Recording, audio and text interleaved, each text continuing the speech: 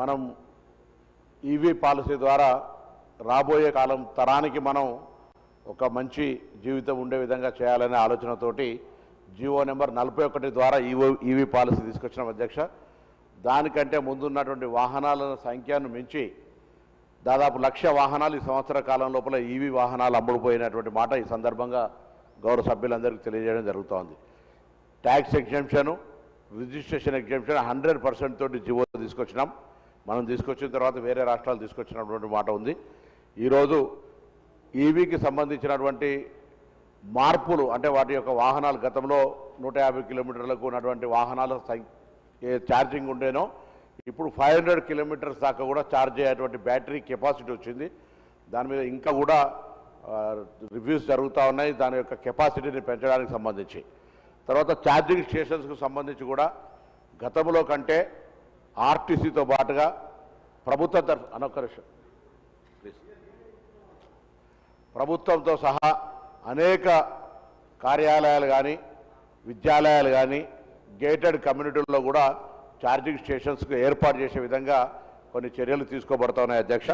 వాటితో పాటుగా ఈరోజు ఈవీ పాలసీ కింద మొన్ననే మ్యానుఫ్యాక్చరర్స్ తోటి అదేవిధంగా డీలర్స్ తోటి ఒక సమావేశం ఏర్పాటు చేసినాం.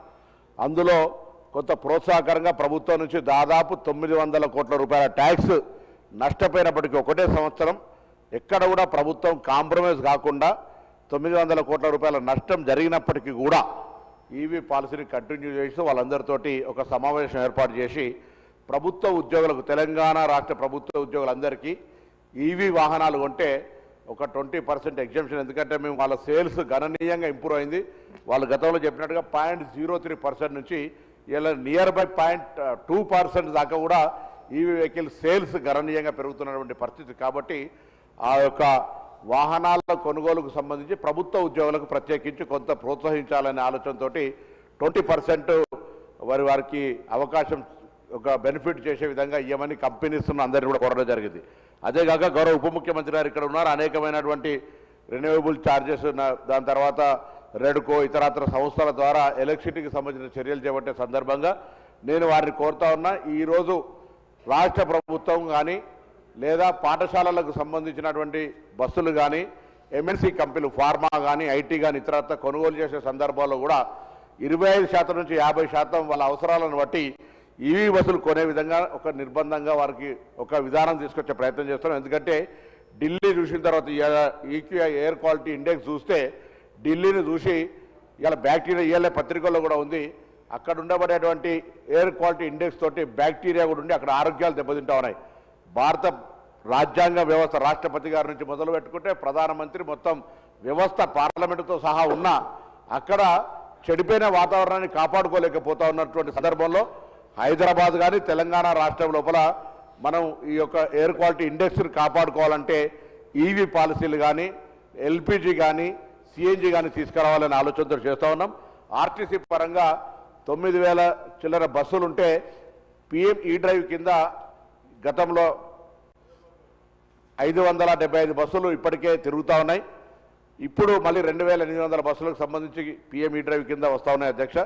వాటితో పాటుగా కొత్తగా వరంగల్ మున్సిపాలిటీకి ఒక 100, నిజామాబాద్ మున్సిపాలిటీకి కూడా ఒక 50 బస్సులు ఒక ప్రత్యేకమైన కేంద్ర ప్రభుత్వ స్కీమ్ ద్వారా కూడా రాబోతూ ఉన్నటువంటి మాట ఈ సందర్భంగా మనవి చేస్తూ తప్పకుండా స్కూల్స్ బస్సులకు కానీ ఇతరత్ర అన్నింటితో పాటుగా ఛార్జింగ్ స్టేషన్స్ ఇంప్రూవ్మెంట్ చేయడానికి సంబంధించిన ఇష్యూలు కూడా బాగా తీసుకొని పోయేటువంటి విధంగా చేస్తాను. గౌరవ సభ్యులు వెంకటరామరెడ్డి గారు అడిగినా, పాల్వాయి హరీష్ గారు అడిగినా, ఐలయ్య గారు అడిగినా, నాగరాజు గారు అడిగినా, లేకపోతే కూనంనేని సాంబశివరావు గారు చెప్పినా తప్పకుండా నేను మీ అందరు సహకారం కోరుతా ఉన్నా.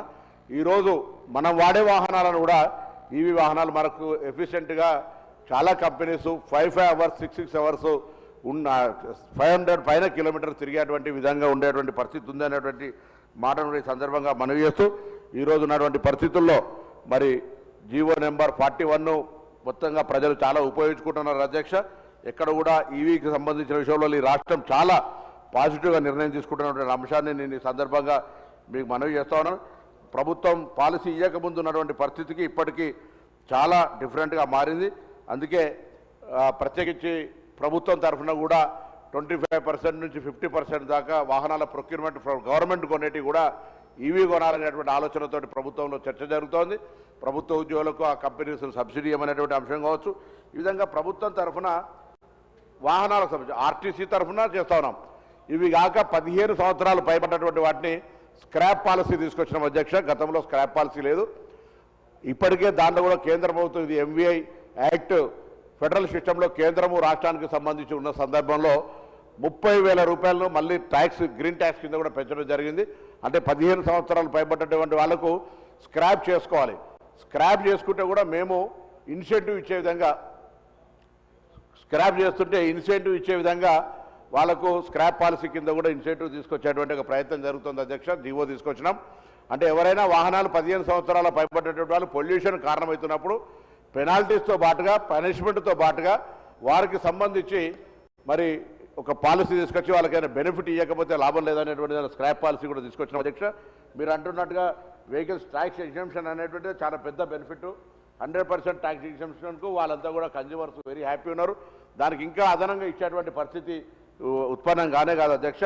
అదేవిధంగా ఆటోలకు సంబంధించి కూడా ఆర్టీసీలో కూడా రెట్రోఫిట్ అంటే ఉన్నటువంటి పాత ఇంజన్ తీసేసి ఈ యొక్క ఈవీ ఇంజన్ పెట్టడం అనేటువంటి రెట్రోఫిట్ వ్యవస్థ దానికి సంబంధించిన మార్పులకు అనుగుణంగా ఆ రెట్రోఫిట్ను కూడా ఈరోజు ఆర్టీసీ బస్సుల్లో కూడా ప్రయోగాత్మకంగా అమలు జరుగుతోంది.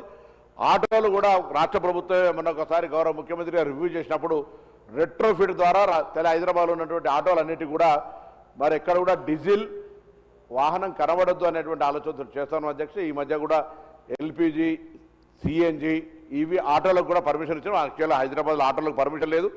పాత స్థానంలో కొత్తవి రావాలనే ఆలోచనతోటి ఈ ఈవీ ఆటోలకు కూడా మనం అనుమతి ఇచ్చినటువంటి మాట ఈ సందర్భంగా నేను మనవి చేస్తున్నాను. తప్పకుండా గేటెడ్ మీ ద్వారా గేటెడ్ కాలనీలలో కూడా ఛార్జింగ్ స్టేషన్స్, ప్రైవేటుగా కూడా ఛార్జింగ్ స్టేషన్స్, రెడ్కో ద్వారా కూడా దీని గవర్నమెంట్ ఆఫ్ ఇండియా కూడా ఒక స్కీమ్ ఉంది.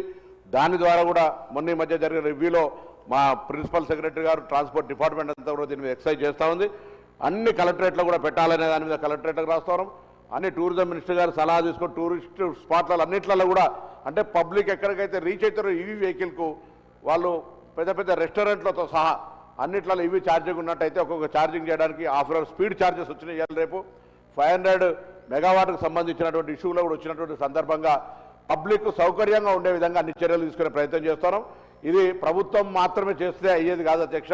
నేను మీ ద్వారా మొత్తం తెలంగాణ ప్రజలు, ఎందుకంటే రాబోయే కాలంలో హైదరాబాద్ ఎయిర్ క్వాలిటీ ఇండెక్స్ కూడా బాగుండాలన్న తెలంగాణ మొత్తం ఇప్పటికే మనం 100 దాటిపోయి దాదాపు ఒక్కొక్కసారి 200లకు పోతా ఉన్నాం అధ్యక్ష.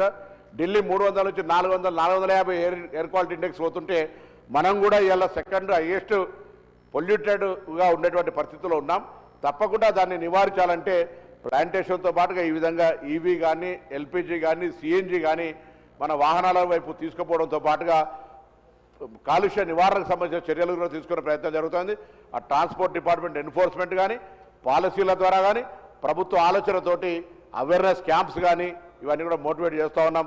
తప్పకుండా మరి ఆ కంపెనీస్ కూడా ప్రభుత్వ ఉద్యోగులకు అవకాశం 20% ఎగ్జంప్షన్ వాళ్ళకు రేట్ లోపల డిడక్షన్ చేసి ఇచ్చేసి గవర్నమెంట్ ప్రొక్యూర్మెంట్లో కూడా ఈవీ తీసుకొని ప్రశ్నలు వేసిన గౌరవ సభ్యులందరూ కనీసం వాళ్ళనే ఈవీ వెహికల్స్ అందరూ తీసుకునే విధంగా, లేకపోతే గౌరవ ఆర్థిక మంత్రి ఉప ముఖ్యమంత్రి గారు కోరుతున్నాం శాసనసభ్యులందరూ ఒక రోల్ మోడల్గా మరి వాళ్ళకు లోన్ కూడా వస్తుంది కావచ్చు. అందరికీ ఒక్కొక్క ఈవీ వెహికల్ని మరి ఫ్రీగా నేను అడగలేను సార్, మరి ఫ్రీగా కాబట్టి ఒక ఈవీ వెహికల్ అందరూ కూడా రోల్ మోడల్గా మనం కాన్స్టిట్యున్సీలలో ఈవీ వెహికల్ తిరుగుతూ ఉంటుంటే పొల్యూషన్ సంబంధించినటువంటి ఒక అవకాశం తక్కువ చేసేది ఉంటుంది. కాబట్టి నేను మీ ద్వారా గౌరవ కోరుతూ తప్పకుండా మరొక్కసారి ఈ ప్రభుత్వం కట్టుబడి ఉంది.